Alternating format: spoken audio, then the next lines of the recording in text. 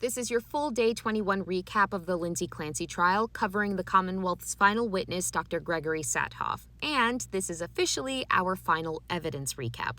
The jury has been sent home, the evidence is complete, and closing arguments begin tomorrow, so let's jump right in. Picking up where we left off yesterday, Saathoff had questioned Lindsay's account of the voice because she reportedly only heard it once. It repeated the same command continuously, and it stopped immediately after Callan was strangled. He also highlighted inconsistencies in when Lindsay said the voice began and testified that sending Patrick to CVS added more time to his trip.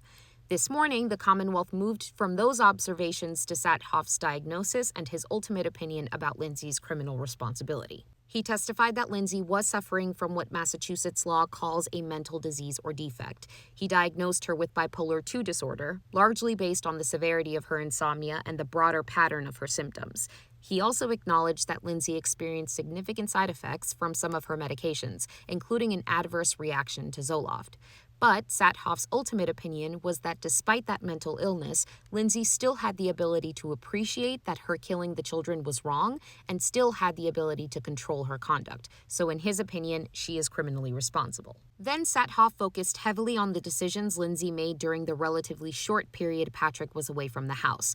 He described her conduct throughout January 24th as organized, controlled, and methodical. He pointed to Lindsay looking up CVS and 3B restaurant, calculating how long the errands would take, and returning Patrick's phone call while he was away. According to Saathoff, returning that phone call without telling Patrick that she was in distress or hearing a voice helped prevent Patrick from becoming concerned and coming home early. Saathoff also interpreted the location of the killings as evidence of planning. He said the exercise bands were nearby and that Lindsay chose to take the children into the basement. He believed she intentionally made sure Patrick was gone because she did not want a witness or interruption. However, Saathoff also acknowledged Lindsay's own explanation for calculating the timing. She told him she was trying to determine how long Patrick would be gone because she did not want to be alone for too long. The Commonwealth then went point by point through the instructions Lindsay said she received from the male voice. According to Lindsay, the voice repeatedly told her, "This is your last chance, you have to kill your kids, and then you have to kill yourself." But Saathoff testified that the voice did not tell Lindsay where to kill the children, didn't tell her how to kill them, didn't tell her what instrument to use, didn't tell her which child to kill first, and it did not tell her how to kill herself. Saathoff said that was important because in his opinion, Lindsay independently made all of those decisions. He also testified that hearing a command hallucination does not automatically mean someone is incapable of resisting it. He gave an example of a person hearing a voice telling them to break the law while standing near a police officer. According to Saathoff, the presence of the officer could still cause that person to resist the command. His point was that even if a person is experiencing psychosis or hearing a voice, that person may still retain some capacity to choose whether to obey it. Interestingly, though, Saathoff did not minimize Lindsay's suicide attempt. He described it as, quote, very, very serious, and said he believed Lindsay genuinely expected to die before Patrick returned. He testified that the fact that the cuts to her neck and wrists were not deep does not mean she lacked the intention to kill herself. He also pointed out that she used 3 different methods. She cut her neck, cut her wrists, and jumped from the second-story window. Saathoff believed Lindsay felt isolated and unable to disclose the full extent of her thoughts. He also testified that she may have felt like a burden because she had repeatedly delayed returning to work and believed something was seriously wrong with her brain. Financial strain was also discussed as one of the stressors weighing on her. So although Saathoff rejected the conclusion that the defense brought about criminal responsibility, he did not agree with the idea that her suicide attempt was fake or merely superficial. And then we get to cross. Reddington began by challenging Saathoff's experience and the timing of his evaluation.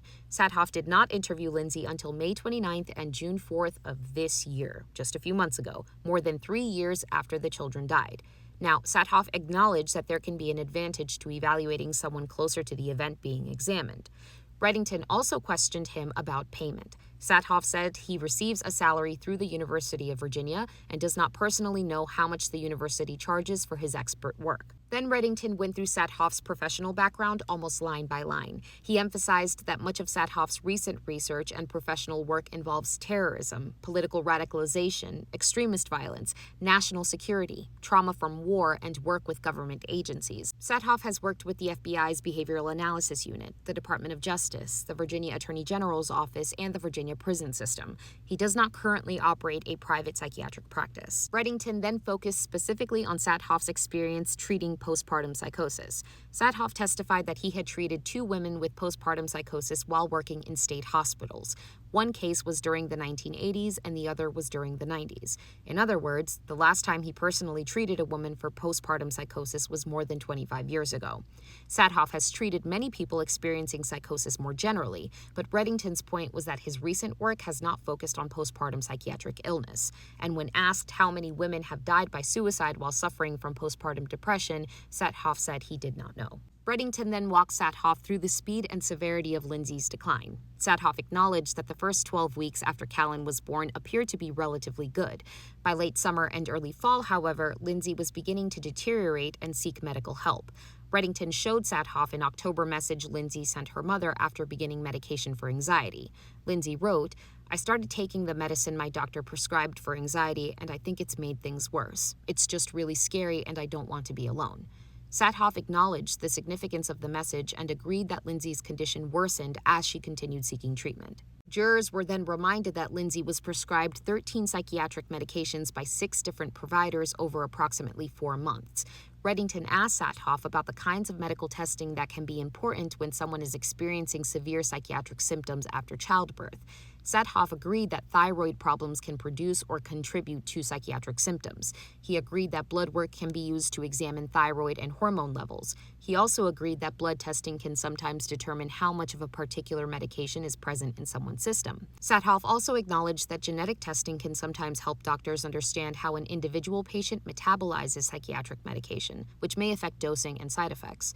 He clarified that there is no genetic test that can diagnose postpartum psychosis or reliably predict who will develop it. But Lindsay never received thyroid testing, and Reddington's broader point was that several possible physical and medication-related contributors were never fully investigated. Then Reddington questioned Saathoff about Lindsay's results on the Edinburgh Postnatal Depression Scale. Saathoff confirmed that Lindsay scored as high as 23. He testified that a score above 15 should raise concern. He also agreed that postpartum depression can involve suicidal thoughts, intense guilt, appetite and weight changes, problems concentrating, and significant sleep disturbances. Reddington questioned Saathoff about Lindsay stopping breastfeeding around the time she began taking Ativan. Saathoff acknowledged that stopping breastfeeding can affect hormone levels and that certain hormones or metabolites can drop rapidly after childbirth or after breastfeeding ends. He agreed that those hormonal changes can contribute to behavioral symptoms and intrusive thoughts. Again, that does not mean Saathoff agreed that those changes caused Lindsay to become psychotic, but he did acknowledge that they were medically relevant factors that doctors can consider. Reddington then focused on whether Lindsay was genuinely seeking help or simply moving between providers to obtain medication. He directly asked Saathoff whether Lindsay was, quote, going out looking to score drugs. Saathoff agreed that she was not. He also acknowledged that when Lindsay was referred to another clinician or program, she generally followed through and attended the appointment. When she went to Women and Infants Hospital, she was redirected to other programs. Saathoff suggested she may have been outside that program's 4-month postpartum window, but he agreed she did seek help there. Reddington also raised Lindsay's 2 calls to the Aspire suicide hotline. Saathoff testified that she was referred back to her existing provider because she had not disclosed a specific plan to kill herself.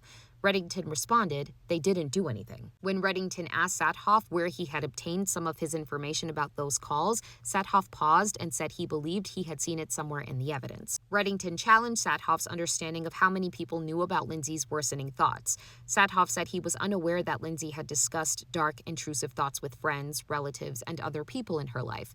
When homicidal ideation was discussed, Saathoff said, the homicidal ideation, as I understand, was just voiced to her husband and her mother. Reddington immediately pushed back. Just voiced? Is that like talking about the Red Sox? She's talking about homicidal ideation of her children. The point was that disclosing thoughts of harming the children to Patrick and her mother was not insignificant simply because she did not disclose them to every provider. Saathoff also acknowledged that he did not know that before her mental health decline, Lindsay had been described as a happy person and a good mother. He was also asked about Dr. Jennifer Tufts, who had only recently begun practicing independently when she treated Lindsay. Saathoff said whether Tufts was qualified to handle Lindsay's condition would depend on her education and training. Then Reddington questioned Saathoff about what could actually be heard during Patrick's 911 call. Saathoff said he listened to the call but could not hear Lindsay answer when Patrick asked, "What did you do?" Saathoff said he could hear Lindsay grunting. Patrick later reported that Lindsay answered, "I tried to kill myself."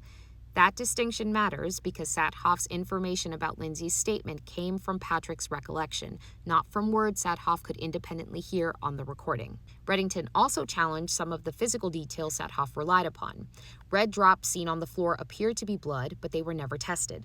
Saathoff had also testified about Patrick finding what appeared to be crushed medication inside a wine tumbler in the bedroom.